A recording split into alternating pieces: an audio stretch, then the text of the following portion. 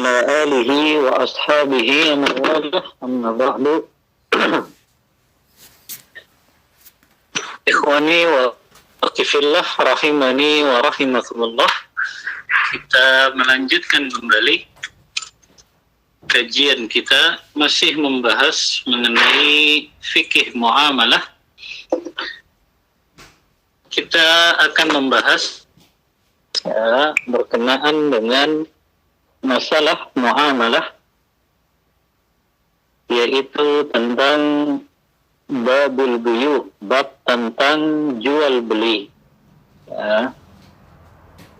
Yang pertama, kita ingin mengetahui terlebih dahulu tentang ta'riful bai'i wa hukmuhu, definisi jual beli dan hukumnya. Para ulama mengatakan al-bai'u fil lughah akhdhu syai'i wa i'ta'u syai'.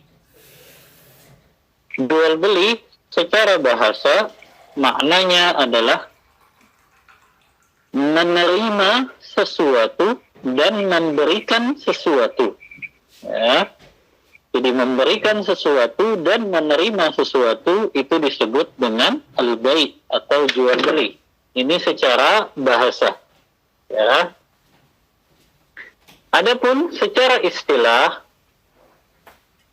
para ulama memberikan definisi tentang jual beli. Mubadalatu malun bimalin aw manfa'atin ala ta'bid.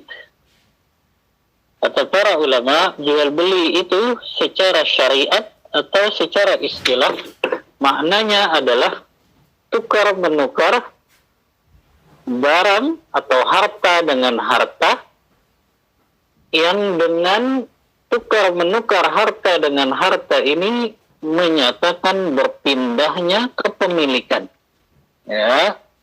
Tukar menukar harta dengan harta yang menandakan berpindahnya hak milik, atau berpindahnya kepemilikan suatu harta atau barang kepada orang lain. Ini yang disebut dengan jual beli secara istilah. Adapun hukum jual beli, hukum asal jual beli, di dalam Al-Quran Allah menyebutkan hukum asal jual beli adalah mubah. Sebagaimana firman Allah Ta'ala dalam surah Al-Baqarah ayat 275, Allah berfirman, wa ahallallahu al-bai'a wa harama riba. Allah telah menghalalkan jual beli dan mengharamkan riba. Di dalam hadis juga, dalam hadis muttafaqun alaih riwayat Bukhari dan Muslim, Rasulullah sallallahu alaihi wasallam bersabda, "Idza tabaya'a rajulan fa kullu wahidin minhuma bil khiyar ma lam yatafarraqa wa kana jami'an." Dalam hadis Rasulullah menyebutkan hukum asal jual beli mubah, sebagaimana dalam hadis Rasulullah mengatakan, idza tabaya'a rajulan, apabila dua orang saling melakukan transaksi jual beli, fa kullu wahidin minhuma bil khiyar, maka salah satu di antara pelaku transaksi tersebut, apakah penjual atau pembeli, mereka boleh melakukan khiyar. Khiyar itu adalah hak yang dimiliki oleh pembeli, yang dimana pembeli diperbolehkan memilih pilihan apakah dia melanjutkan transaksi atau dia membatalkan transaksi tersebut. Ini disebut dengan khiyar, di mana pembeli diberikan pilihan, di dalam syariat ini, apakah dia mau melanjutkan transaksi atau ingin membatalkan transaksi tersebut. Itu disebut dengan khiyar.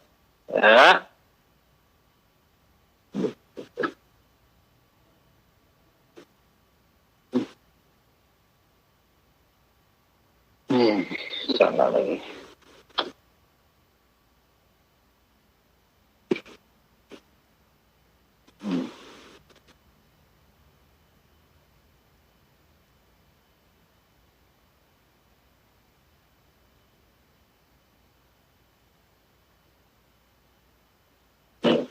Baik, suaranya masih terdengar mengenai ini?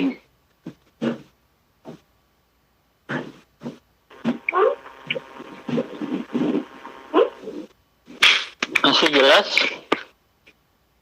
Alhamdulillah jelas Ustaz. Baik. Jadi tadi sampai khiyar ya. Khiyar itu adalah satu pilihan yang diberikan kepada pembeli setelah dia melakukan transaksi, apakah dia ingin melanjutkan transaksi tersebut atau dia ingin membatalkan transaksi tersebut. Ini disebut dengan khiyar. Ya.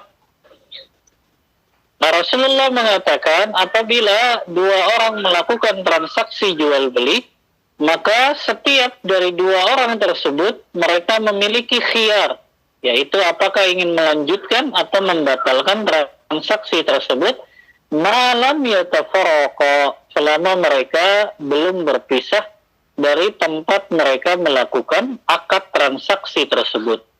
Nah, ini yang disebut oleh para ulama dengan khiyar majlis. Ya. Hadis ini menegaskan bahwa hukum asal jual beli adalah mubah atau boleh. Kita memasuki pembahasan selanjutnya, yaitu mengenai arkanul bai', rukun-rukun jual beli. Ya. Kata para ulama, arkanuhu salasah. Rukun jual beli itu ada 3. Yang pertama adalah al-aqidu yashmalul bai' wal mushtari. Yang pertama, rukun jual beli adalah subjek yang melakukan akad transaksi. Maka subjek ini berarti ada 2, yaitu pembeli dan penjual. Maka ini rukunnya jual beli. Kalau tidak ada pembeli atau tidak ada penjual, maka jual belinya menjadi tidak sah. Karena kalau rukun, maka dia harus ada. Kalau salah satu saja dari rukun ini tidak ada, maka dia jual belinya menjadi tidak sah. Ya. Kemudian rukun yang kedua, ma'qud alaih, yaitu barang yang diperjualbelikan. Ya, maka harus ada barang yang diperjualbelikan. Kalau ada subjek saja, penjual dan pembeli, namun tidak ada barang yang diperjualbelikan, maka jual belinya juga tidak sah. Ya. Yang ketiga adalah as-sighah. Sighah ini adalah lafaz, ya, atau tidak hanya lafaz. Artinya sighah ini adalah bentuk dari kesepakatan melakukan transaksi jual beli tersebut. Ini disebut dengan sighah. Yang sighah ini para ulama membaginya menjadi 2. Ada bentuk kesepakatan yang itu berupa lafaz, artinya berupa ucapan. Misalnya penjual mengatakan kepada pembeli, saya jual buku ini kepada kamu dengan harga 50.000. Maka pembeli mengatakan, saya terima barangnya. Ya. Maka ini disebut dengan sighah, ya. Disebutnya oleh para ulama dengan sighah qauliyah. Bentuk akad transaksi berupa lafaz atau berupa ucapan. Ada juga sighah, ya, kalau tadi sighah berupa ucapan yang disebut dengan ijab dan qabul, ya.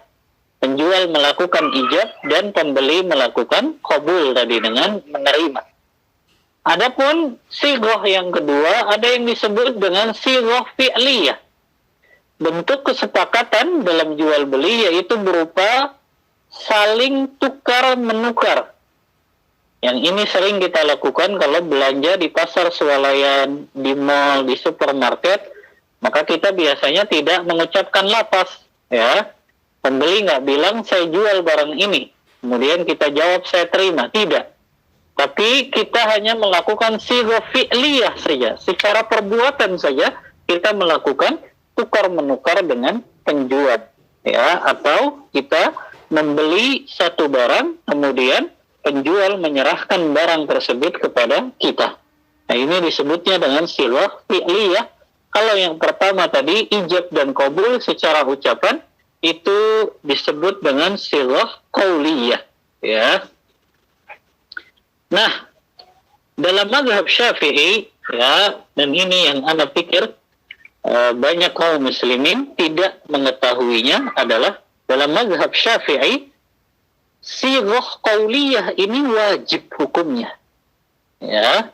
Jadi bentuk akad kesepakatan dengan cara mengucapkan ini dalam mazhab Syafi'i hukumnya wajib. Bahkan mereka mengatakan ini salah satu di antara rukun dari jual beli. Maka kalau pembeli dan penjual tidak mengucapkan ijab dan qabul, maka jual belinya menjadi tidak sah. Ini dalam mazhab Syafi'i. Ya.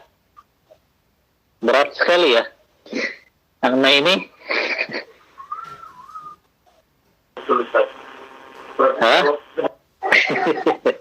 jadi kalau kita benar-benar ikut mazhab Syafi'i, ya, kalau dalam hal muamalahnya itu harus mengikuti dengan silwahnya, itu silwah latas tadi. Saya terima, ya, barang tersebut. Kita sebagai pembeli dan menjual juga mengatakan saya jual barang ini. Ini namanya lafaz ijab dan qabul, ya. Namun dalam pendapat jumhurul ulama, mayoritas para ulama mazhab Hanafiyah, Malikiyah dan Al-Hanabilah, mereka mengatakan cukup dengan sighah fi'liyah saja. Cukup dengan bentuknya yaitu berupa perbuatan saja. Ya. Jadi tidak perlu ya harus mengucapkan, ya. Wallahu ta'ala a'lam, ana lebih condong pada pendapat jumhurul ulama, mayoritas ulama, bahwa sighah, ya, bentuk akad kesepakatan antara penjual dan pembeli, maka cukup dengan sighah fi'liyah saja. Bentuknya dengan berupa perbuatan saja, kita melakukan tukar-menukar antara penjual dengan pembeli. Ya, maka ini rukun jual beli. Kalau salah satu dari rukun ini tidak ada, maka jual belinya menjadi tidak sah. Ya, yang pertama adalah subjek yang melakukan akad, yaitu penjual dan pembeli. Yang kedua, barang yang diperjualbelikan. Dan yang ketiga adalah sighah, bentuk akad kesepakatan atau transaksi yang dilakukan antara penjual dan pembeli. Kemudian dari rukun-rukun jual beli ini maka diturunkan, ya, menjadi syarat sah jual beli. Jadi tinggal diturunkan saja dari tadi rukun-rukun itu. Maka di antara rukun-rukun ini mereka memiliki syarat. Yang dari syarat-syarat ini maka menjadi syarat sahnya jual beli. Ya. Apa saja itu syarat sahnya jual beli? Maka yang pertama kita lihat dari subjek yang melakukan akadnya. Subjek yang melakukan akad, maka dia memiliki syarat-syarat. Yang pertama adalah syarat antara penjual dan pembeli, yaitu at-taradi bainal bai' wal mushtari. Harus ada saling keridhaan antara penjual dan pembeli. Maka tidak boleh melakukan akad jual beli dengan cara dipaksa. Ya. Ini sebagaimana hadis Rasulullah SAW yang diriwayatkan oleh Imam Muslim dalam kitab sahihnya.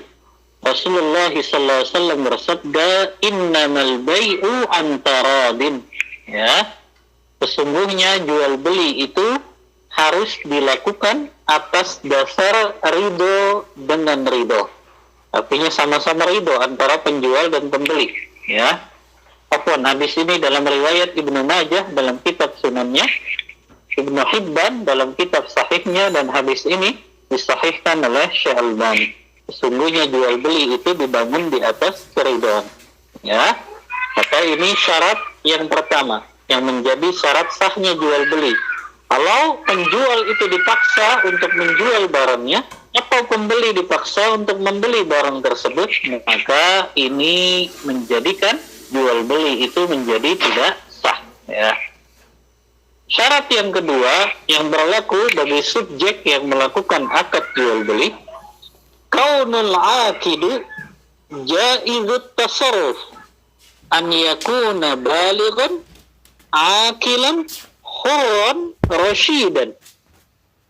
Kata para ulama, subjek yang melakukan akad jual beli itu syaratnya mereka adalah orang yang dalam keadaan baligh. Baligh itu apa? Sudah memasuki usia baligh.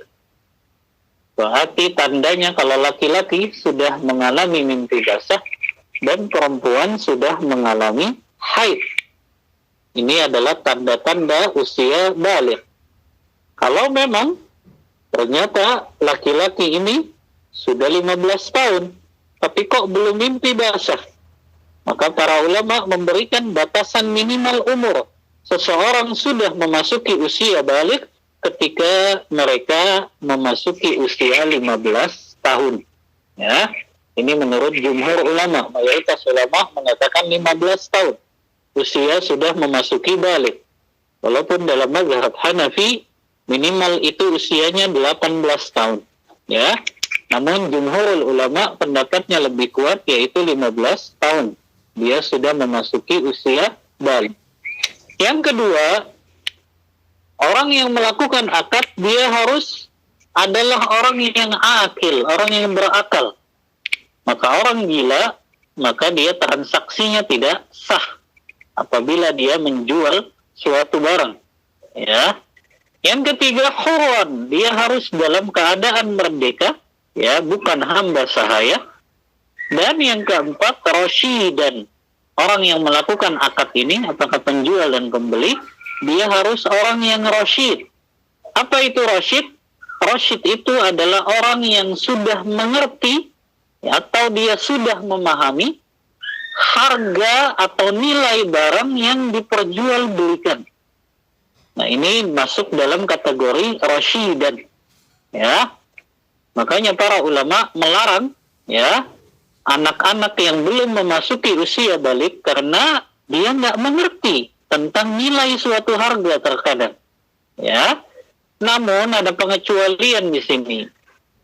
Dan biasanya kita waktu kecil, ya, itu diperintah oleh ibu kita, nak, sana ke warung, ya, beli barang, beli telur, ya, atau beli minyak, ya.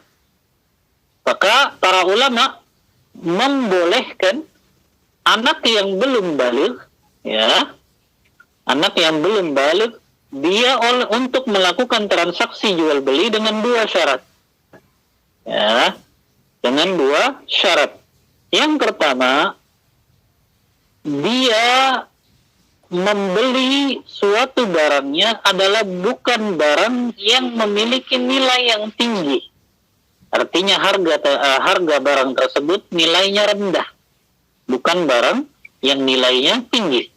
Ya, kalau anak yang belum balik dia jual barang yang nilainya tinggi, misalnya anak antum tiba-tiba dia keluar kemudian jual laptop milik bapaknya, maka ini nggak sah karena anak tersebut dia nggak memahami nilai barang tersebut, ya. Dan dia boleh kalau melakukan jual beli yang sifatnya nilai harga barangnya rendah, seperti dia beli permen, dia beli kue, ya, dia beli roti yang nilainya rendah saja, ya.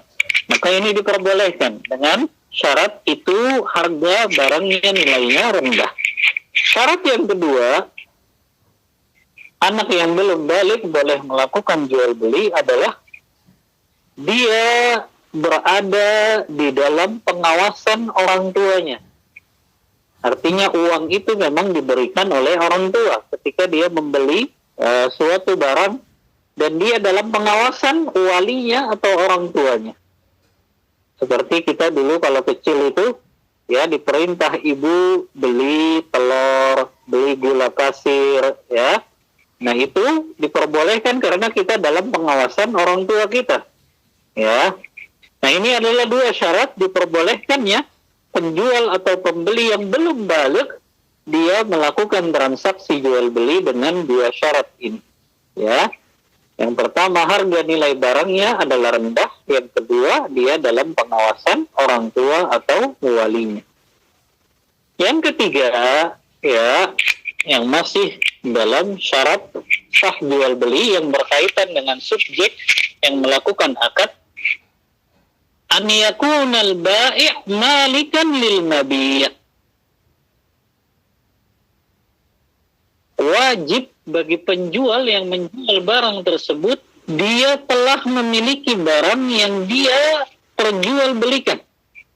Maka nggak boleh dia menjual barang yang bukan miliknya atau dia belum memilikinya. Ini haram hukumnya. Ya. Sebagaimana hadis Rasulullah sallallahu alaihi wasallam, ya, yang Rasulullah bersabda kepada salah seorang sahabat yang namanya Hakim ibnu Hizam, ya, kata Rasulullah, la tabi' ma laysa indak.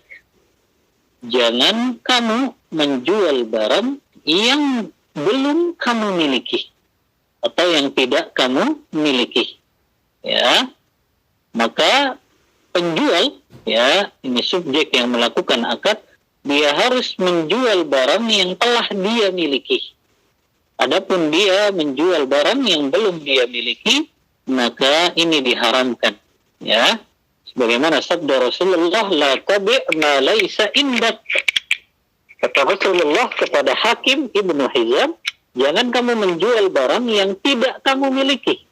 Di sini diriwayatkan oleh Imam Ahmad dalam kitab Musnadnya, Abu Daud dalam kitab Sunannya, Imam Nasai dan Tirmizi juga dalam kitab Sunannya. Hadis ini disahihkan oleh Syekh Albani. Ya, maka seseorang, ini sudah contohkan kemarin, ya, tidak boleh dia menjual barang yang belum dia miliki.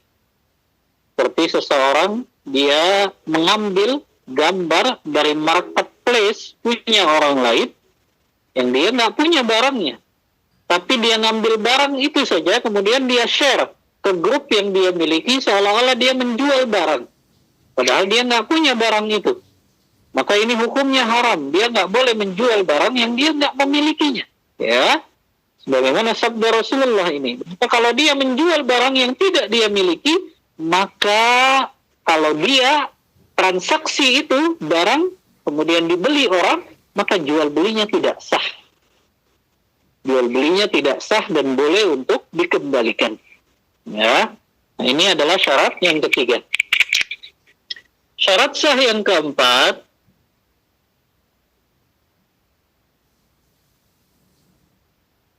ini masih berkaitan dengan subjek yang melakukan akad. Ya, syarat yang keempat adalah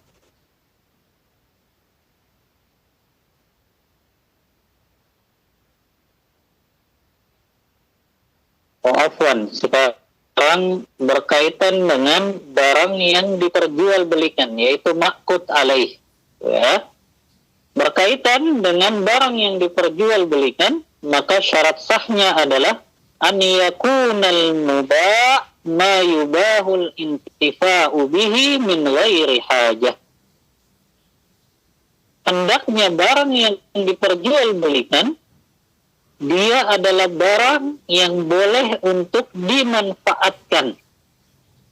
Adapun kalau barang itu diharamkan untuk dimanfaatkan, seperti khamar, daging babi, bangkai, alat-alat musik, ya. Maka kalau barang-barang yang dia haram untuk dimanfaatkan, maka dia juga haram untuk diperjualbelikan. Nah, ini kaidahnya para ulama. Setiap barang yang diharamkan untuk dimanfaatkan atau untuk dikonsumsi, dipergunakan, maka dia juga haram untuk diperjualbelikan. Seperti khamar, kita haram untuk meminumnya, maka nggak boleh diperjualbelikan. seperti daging babi juga, ya, seperti rokok juga, ya. Ketika dia haram untuk kita manfaatkan, maka dia juga haram diperjualbelikan. Sebagaimana sabda Rasulullah SAW yang diriwayatkan oleh Imam Ahmad dalam kitab Musnadnya, Rasulullah SAW bersabda, Innallaha idza harama ala qaumin aqla syai'in harama thamanah. Kata Rasulullah, sesungguhnya Allah apabila mengharamkan kepada suatu kaum untuk memakan sesuatu, maka Allah juga mengharamkan penghasilannya. Kalau Allah mengharamkan sesuatu untuk dimanfaatkan, maka Allah juga mengharamkan hasil penjualannya. Ya, hasil transaksinya menjadi haram. Ya, maka hendaknya barang yang diperjualbelikan itu adalah barang yang boleh dimanfaatkan oleh syariat Islam. Maka barang kalau dia sudah diharamkan untuk kita pakai, untuk kita konsumsi, maka hasil jual belinya juga haram hukumnya. Maka penghasilannya menjadi penghasilan yang haram.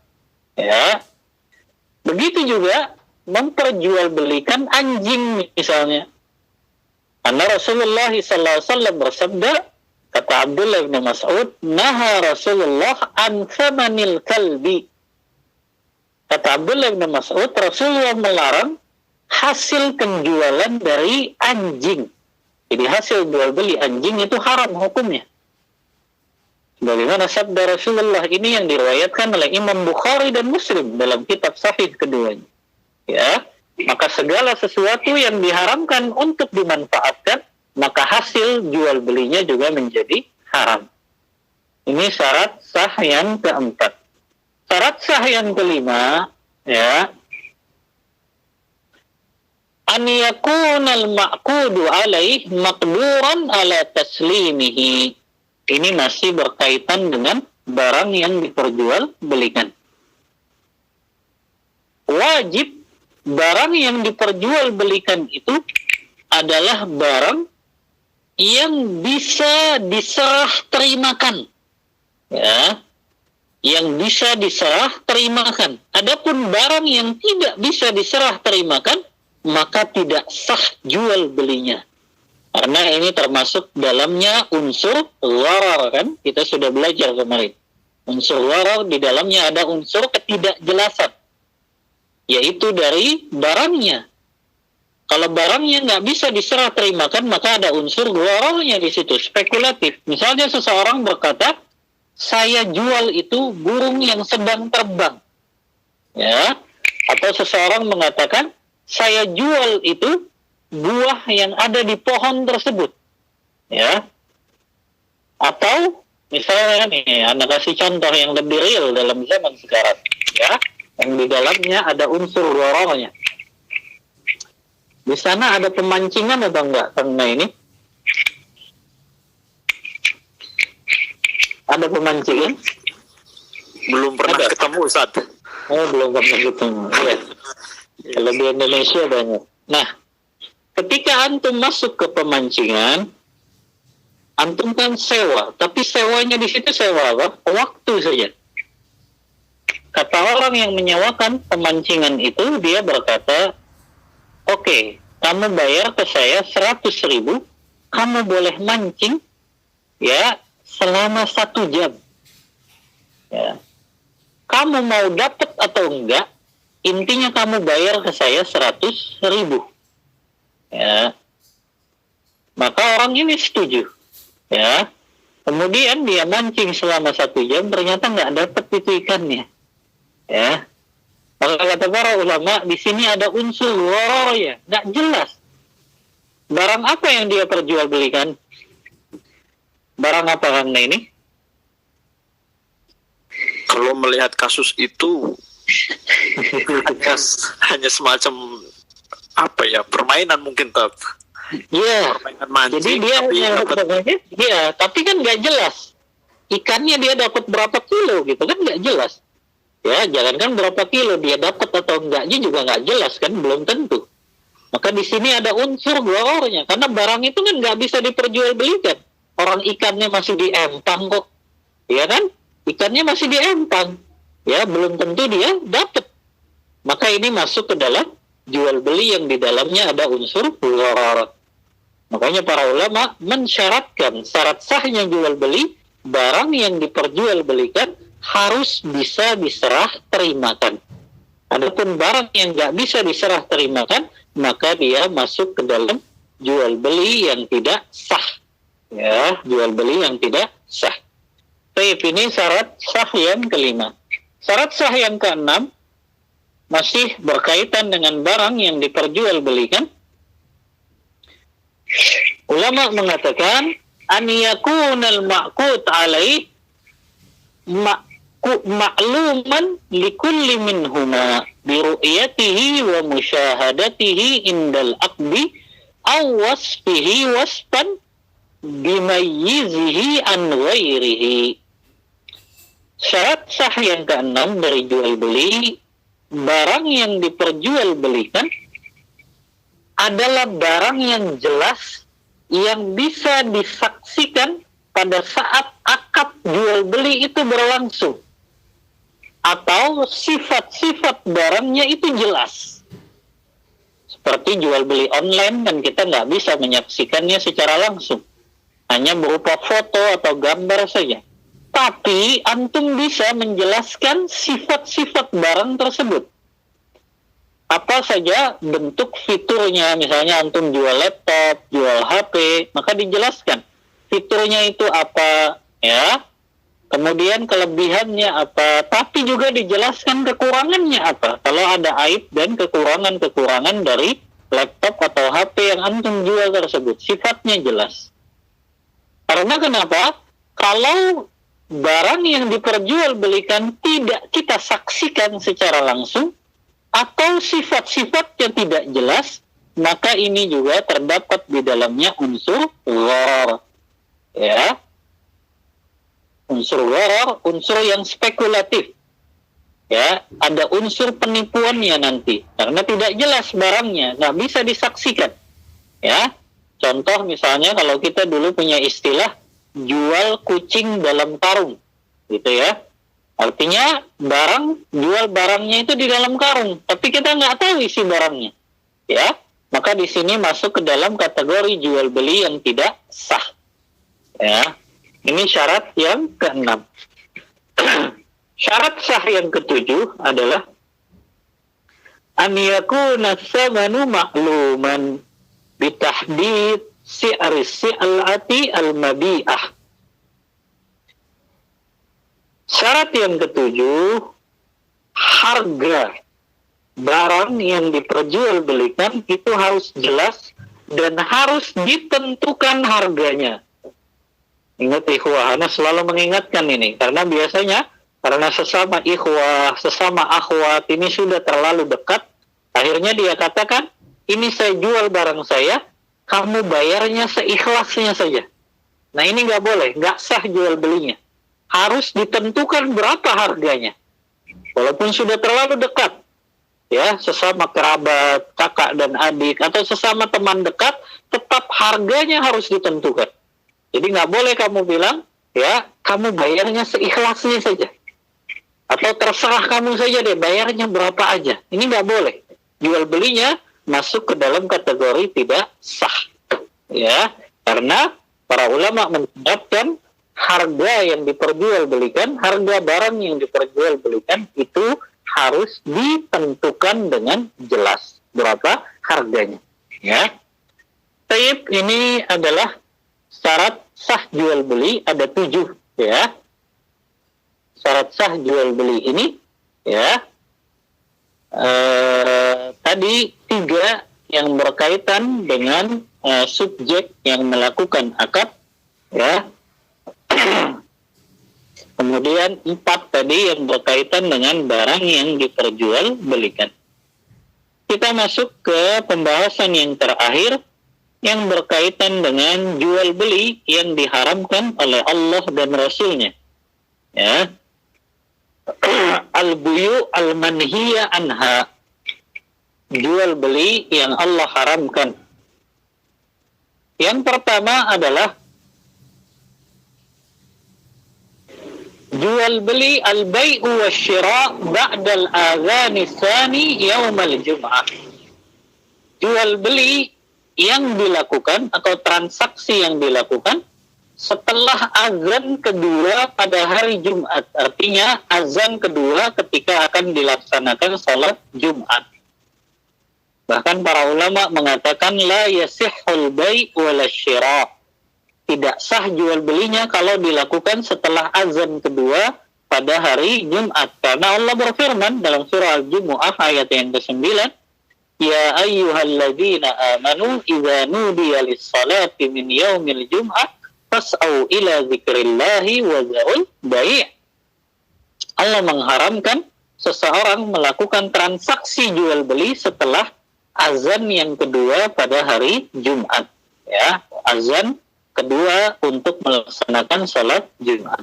Ya, ini jual beli yang pertama yang diharamkan. Jual beli yang kedua adalah yang diharamkan bai'ul muslim ala bai'i akhih.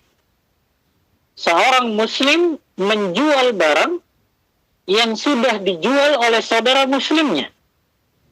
Atau seorang muslim membeli barang yang sudah dibeli oleh saudara muslimnya. Nah, ini masuk dalam kategori hadis yang diriwayatkan Imam Bukhari dan Muslim, wala yabi' ba'dukum ala bai'i ba'din. Janganlah salah seorang di antara kalian menjual barang yang sudah dijual oleh saudaranya. Dan juga nggak boleh membeli barang yang sudah dibeli oleh saudaranya. Ya, maka ini termasuk jual beli yang diharamkan. Kemudian yang ketiga, ya, jual beli yang diharamkan adalah menjual barang yang itu akan digunakan dalam rangka bermaksiat kepada Allah. Ya, seseorang menjual barang yang dia tahu kalau orang itu membeli barang ini akan digunakan untuk melakukan maksiat kepada Allah. Ya, untuk melakukan maksiat kepada Allah. Apa contohnya? Ya, kemarin sudah Anda kasih contohnya. Seseorang dia menjual, ya, anggur kepada orang yang memiliki pabrik khamr atau pabrik minuman keras. Maka dia nggak boleh jual, ya, air anggur tersebut kepada pabrik khamr karena dia tahu itu akan dijadikan untuk khamr. Ya, atau seseorang menjual senjata kepada begal yang dia tahu orang ini akan melakukan begal atau melakukan perampokan. Maka ini juga diharamkan oleh Allah dalam Al-Quran. Allah berfirman dalam surah Al-Ma'idah ayat yang kedua, wa ta'awanu 'alal birri wat taqwa wa la ta'awanu 'alal itsmi wal 'udwan. Hendaklah kalian tolong menolong dalam kebaikan dan ketakwaan, dan jangan kalian tolong menolong dalam melakukan dosa dan permusuhan. Ya.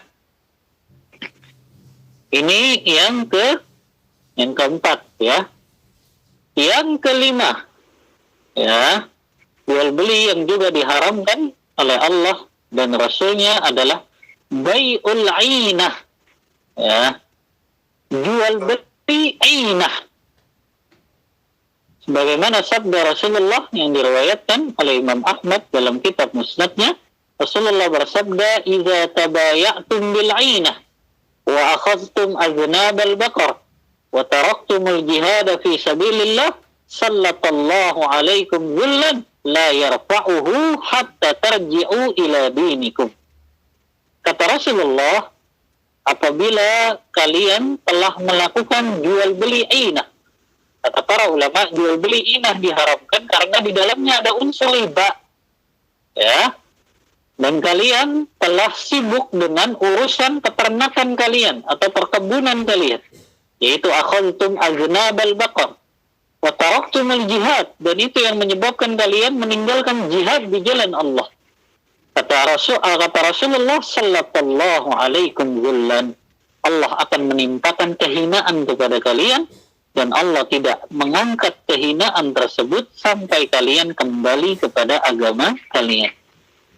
Rasulullah diantaranya menyebutkan ketika kalian disibukkan dengan jual beli inah.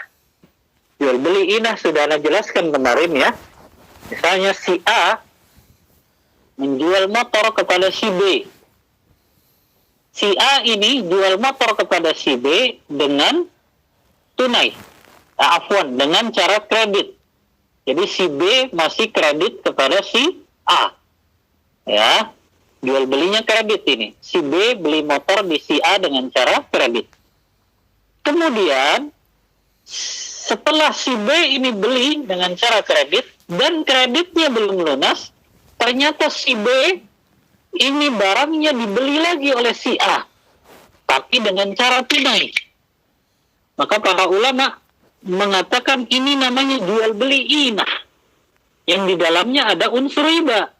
Karena si A ketika menjual barang ya kepada si B dengan cara kredit, dan si A membeli lagi barangnya tapi dengan harga yang lebih murah, maka ini jatuh dalam jual beli inah, diharamkan. Ya, nah ini diantara jual beli yang diharamkan. Yang keenam, jual beli yang juga diharamkan, bai'ul mabi qabla qabdihi, ya, menjual barang yang barang tersebut belum dia miliki secara sempurna, belum dia terima barangnya. Nah ini nggak boleh. Jadi kita nggak boleh menjual barang yang belum kita terima sepenuhnya barang tersebut. Sebagaimana sabda Rasulullah yang diriwayatkan oleh Imam Bukhari dan Imam Muslim dalam kitab sahih keduanya, kata Rasulullah, man ibta'a ta'aman fala yabi'hu hatta yaqbidahu. Kata Rasulullah, siapa yang menjual makanan, maka janganlah dia menjual, siapa yang membeli makanan, maka janganlah dia menjualnya sampai dia menerima barang yang telah dia beli tersebut. Maka nggak boleh dia menjual barang sebelum dia terima itu barangnya. Ya, maka dia harus menerima barang itu terlebih dahulu, baru kemudian dia menjual barang tersebut. Adapun dia menjual barang padahal barangnya itu belum dia terima, maka ini hukumnya haram, tidak diperbolehkan. Ya, ini yang keenam, jual beli yang diharamkan. Yang ketujuh, bai'us simari qabla budui salahiha, menjual buah-buahan sebelum buah-buahan itu dalam keadaan matang. Ya, sebelum buah-buahan itu dalam keadaan matang. Ya, ini sebagaimana sabda Rasulullah SAW, ya, yang Rasulullah bersabda dalam hadis yang disampaikan Abdullah bin Umar, kata Abdullah bin Umar, naha Rasulullah an bai'is thimar hatta yabdu salahiha. Rasulullah melarang melakukan jual beli buah-buahan sampai jelas kalau buah-buahan itu akan matang. Kalau belum jelas dia akan matang atau tidak, maka nggak boleh kita menjualnya. Ya, hadis ini diriwayatkan oleh Imam Bukhari dan Muslim dalam kitab sahih keduanya. Ya, baik. Yang kedelapan, jual beli yang juga diharamkan adalah jual beli najash. Ya, kemarin sudah Anda jelaskan apa itu jual beli najash. Di antaranya adalah jual beli yang di dalamnya ada unsur penipuannya atau kebohongan atau kecurangan. Ya, maka dia masuk dalam jual beli najash ini. Hadisnya dari sahabat Abdullah bin Umar juga, beliau mengatakan bahwasannya Rasulullah SAW naha an najash. Rasulullah melakukan kami untuk melakukan jual beli najash. Ya. Hadis ini diriwayatkan Imam Bukhari dan Muslim dalam kitab sahih keduanya. Ya. Baik, ini adalah jual beli yang diharamkan oleh Allah dan Rasulnya. Maka selayaknya kita menghindari jual beli yang seperti ini.